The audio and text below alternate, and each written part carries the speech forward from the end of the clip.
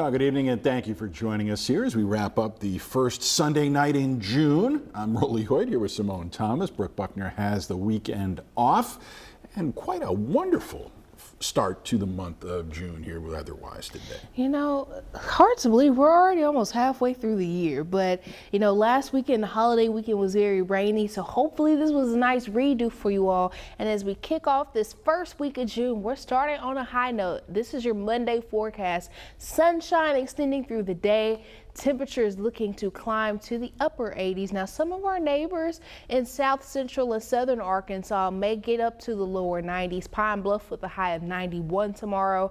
Hot Springs and Arkadelphia looking to get up to 90 degrees. Camden 92. And again, some of north central Arkansas as well as the capital city hanging out in those upper 80s. Now, whether or not we finally see our first 90-degree day here in the capital city, we got a couple chances for that this week. But today, being June 1st, kicks off meteorological summer, so we're going to be talking about the heat a lot more from here, at least over the next 90 days. Now, I'll have more details on the first full week of this meteorological summer coming up in your 11-day outlook. All right, Simone, thank you. It has been exactly 1 week since Grant Harden escaped from prison in Calico Rock, and police officers have been using every means necessary to try and find him. Tonight, Parker Abels brings us the latest on the search for the former officer turned escape inmate. On May 25th, Harden escaped using a makeshift police uniform and walked out of the prison. Harden was a former police officer and was in prison for rape and murder. And after starting the reward for information on his whereabouts at $10,000, it has since reached up to $25,000, which is where it stands now. And officers believe this is a testament to just how dangerous he is. I think that speaks to how much of a threat they view this and how dangerous. You know, we've said from day one, you know, you look at the charges that Mr. Harden had and everything. This is an individual that they do not want out on the loose.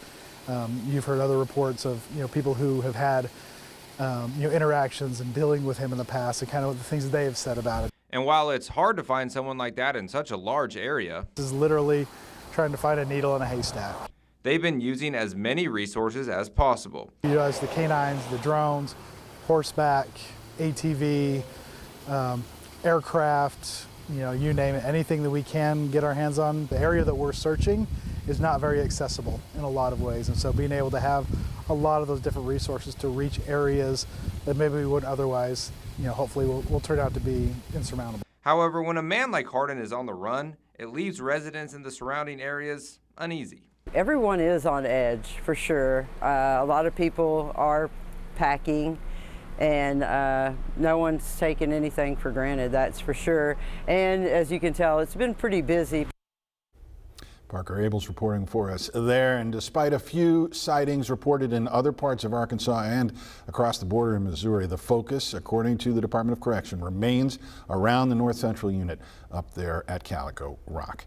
Meanwhile, there has been a shift in where Conway police are looking for the two brothers you see there on the screen, 21-year-old Kedrick Johnson and 18-year-old Kamari Johnson. They are wanted for their roles in last month's deadly shooting at a public park in Conway. 2 people died in the shootout with 9 others hurt. Those siblings are from Conway, but late last week, Pine Bluff police warned people there to be on the lookout. Officials in both cities ask anyone with information to pass it along to them, and remember, you can remain anonymous. Little Rock police looking for the man you see on your screen there. That's Marshawn Conway, sometimes Marshawn Conway Morgan. He's wanted for allegedly murdering 39-year-old Lee Battles back on Mother's Day near the southern city limits, just off baseline. Court records show he is already facing charges for being a felon in possession of a weapon and allegedly leading police on a dangerous car chase back in May of 2022. The search for Janelle Brandon, also continues nearly 3 weeks after she disappeared in Pine Bluff. Detectives have been working the case, but there haven't been any reported sightings. But the disappearance by the mother of 3 spotlights a common problem: how disappearances by adults, and in this case people of color, can slide out of the headlines pretty quickly. It's something the Morgan Nick Foundation works to fight in its efforts to find missing people of all ages from Arkansas. We have to fight for missing women. They don't just simply disappear into thin air. Missing adults don't tend to get media coverage. They're just not deemed critical. There are lots of us on the outside, lots of nonprofits, lots of search and rescue groups, you guys, the media, who are highlighting these cases and bringing the importance back. 37% of the people reported missing this year are adult women. That's according to state public safety stats. Well, there are fears of another possible attack on Jewish people tonight, this time in Boulder, Colorado. 6 people have been burned or hurt after police say a man threw Molotov cocktails at a crowd gathered for a pro-Israeli memorial walk. CBS's Christian Benavides reports on what the FBI is calling a targeted terror attack. The attack happened early Sunday afternoon in front of the county courthouse in downtown Boulder, where a march was taking place to raise awareness of Israeli hostages still being held in Gaza. The initial callers indicated that there was a man with a weapon and that people were being set on fire. According to Boulder police, multiple people were injured in the attack. Those injuries ranged from minor to serious. When we arrived, we encountered multiple victims that were injured with injuries consistent with burns and other injuries. This was a beautiful Sunday afternoon in downtown Boulder on Pearl Street, and this act is unacceptable. Witnesses were shaken. I came out, it was chaos. People were writhing on the ground. It was traumatic to watch. We had seen burn marks on the ground. There were Israeli protester flags on the ground, and we saw a couple people getting wheeled out on carts.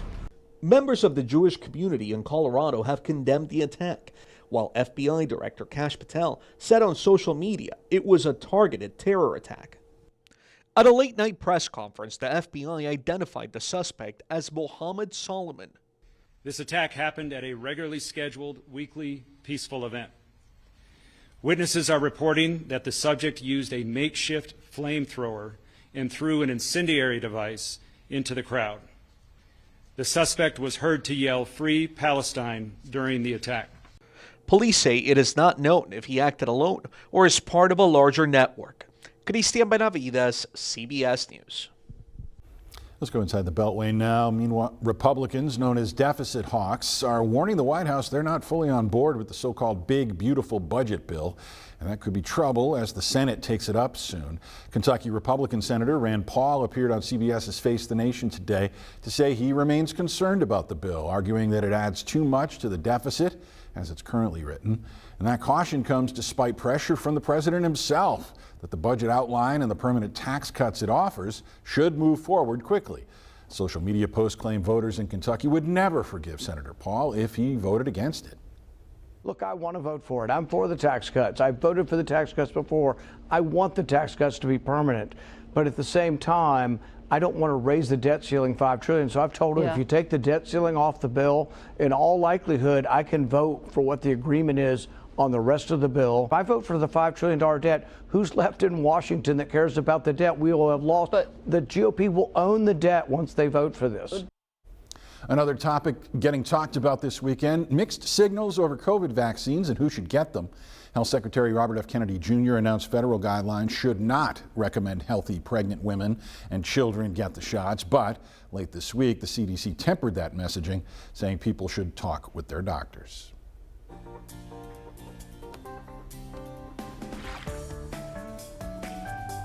Well, whether you're headed to the pool, beach, or lake, or whatever else floats your boat, this weekend put a lot of us in the mood for staying cool in the water. And after last weekend's washout, you might need a refresher on how to stay safe. Tonight, THV 11's Maya Ellison shares some of those tips. Summer is here, and with weather warming up in the natural state, Arkansans are heading to the pools. That also means lifeguards are getting ready for the busy months ahead. It's really important that we know exactly how to get the save to get those kids as fast as possible out of the water. At Cabot Aquatic Park, lifeguard training started a few months ago. Manager Travis Young tells me that's step one to ensure everyone is safe. Our guards are taught you're always scanning the water. If you see a kid that's not moving around or for whatever reason, that may be a caution. According to the Red Cross, among children 5 to 14 years old, drowning is the second leading cause of unintentional injury death behind motor vehicle crashes. But to limit those numbers, Young says it comes from learning those safety tips before you take that dip this summer. The Coast Guard made these approved a few years ago. Your typical life vest, we call these water wings, or they're blow-up floaties. These things on the bottom are non-U.S. Coast Guard approved. The things that the foam. Tiara Garrett agrees, ensuring her child Talia is out of harm's way. Get those floaties. That's about it. Get the floaties and watch them. That's all I can say, honestly, because it can happen. Something can happen so fast, you know. Safety measures even lie in what you wear. Young says bright colors like these make it easier for lifeguards to spot just in case of emergencies. If you're wearing something that's bright, it will highlight you in the water. Lifeguard Bryce Strasner says knowing your child's swim level and keeping a close eye on them limits accidents from ever happening. As a lifeguard, if we're at full capacity, I may, just by myself, be watching like 30 people. And so I'm keeping an eye out for everybody, but I can't keep as much an eye out as the parent could for their one kid. In Cabot, Maya Ellison, THV 11 News. Maya, thanks. Another splash pad option now open at Burns Park, North Little Rock, just in time for summer. All part of the rebuilding efforts after the 2023 tornado heavily damaged the Funland section of the public space. Alongside that splash pad, there's a new playground with equipment. It includes the miniature train, a fan favorite over there that opened earlier this year. Now, summer not only good for the pool, but also the THV 11 Summer Cereal Drive. The wait almost over because it all gets started tomorrow. Get ready to make some serious cereal history. We're going to celebrate 25 years by going big with 25 drop-off locations across Arkansas. It doesn't stop there. We're also looking to see 500,000 boxes or the cash equivalent racked up by the time we're done. That is a lot of Lucky Charms, and Chief Meteorologist Tom Brandon will be hitting the road starting tomorrow. He wants to see you there. We'll be at Kroger and Maumelle from 6:30 until 10, and then they'll head over to the Walmart in Sherwood from 10:30 to 12:30. Make sure you stop by, say hi, and help feed Arkansas families. And to find out where the Summer Cereal Drive will be heading next to a store near you, you can visit our website. Well, they say you can't fight City Hall, but in Little Rock tomorrow, you can at least follow it around. The city's mobile City Hall will park itself at Second Baptist Church. The idea is to give everyone a chance to get access to city services and answer questions without having to trek downtown and outside regular business hours. There will be representatives from every city department on hand, as well as some, quote, instant interviews if you're looking for a job with the city. All of that starts at 5 p.m. They'll be there for a couple of hours.